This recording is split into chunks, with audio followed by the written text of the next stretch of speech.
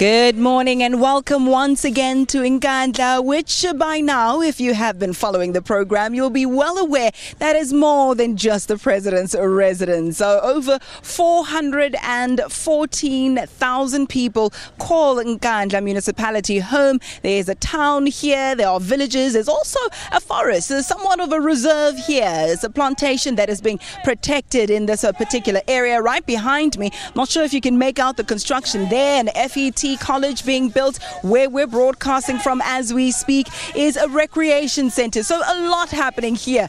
Judging by Twitter, someone saw a picture that I took and said, but I don't see the president's home. It's not in Nkandla unless you see that. But this broadcast has really brought you up to speed with all that is happening here. And one key issue that we've been focusing on is Operation Sukuma Sake, a government initiative that integrates various departments, health, social development, education, you name it, and addresses each district's needs as and when time permits. They rotate. Today they're here at Utungula to focus on Nkandla and the needs here. So that's what we've been discussing. If you've just joined us, welcome. Thank you so much for joining us. We've spoken to government, we spoke to business, we spoke to women. Let's now discuss issues affecting the youth, the young people in this particular neck of the woods. I'm joined by Nkandla, who's going to talk to us about some of the challenges that young people face in this area. Good morning to you. Welcome. Thank you so much for joining us. Yes, morning, Ayanda. Thank you for seeing you and the Sukuma Sake as a whole.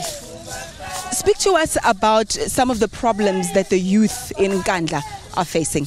So we are having more problems here at Nkandla because the youth will be in the drugs. They are not concentrating even in their learning. So we have other problems of HIV and AIDS. There's a high rate in HIV and AIDS. The women will be falling in pregnant. The teenagers that we have at Nkandla, they are falling in pregnant at the age of 12 years. So that is why we have problems here. What we are asking as a youth, we ask the Department of Health to assist us to teach the all wards around Nkandla about the abstinence and how are we going to do about the unsafe sex that we are having here. That's a problem that we are having.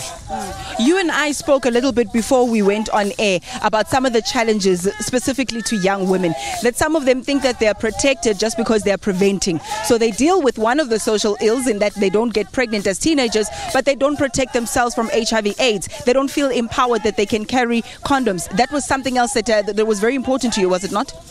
Yes, it's important to use the condoms to prevent the pregnancy, but they don't use the condoms.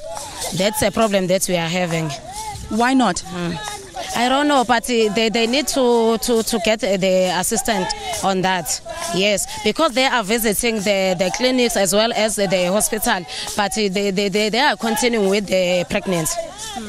Also, the issue of child-headed households in this area leaves a lot of them without any guidance. Others are orphans. That is why they didn't get the help inside their families. So I think you will help us as well as the Department of Health. What about education? I was sharing with you that some of the townships also have similar problems of drugs, of teenage pregnancies, etc. You said to me something that's very important. You said at least most of them finish school. Here, there's a problem. So most of the learners that we are teaching, they are visible in drugs. Then they are not finished their metrics, so that's a problem that we are having now. And are there any initiatives that young people themselves are trying to come together with, just saying, okay, let's organize ourselves, let's see what we can do, and then government can meet us halfway? But what I think we have to come together to do some of the things like playing games, like the organizing the choral music, as well as the cultural music. As we done. That is what we are taking off. Thank you so much for joining us, otherwise known as Za. She tells me, they know her as Za.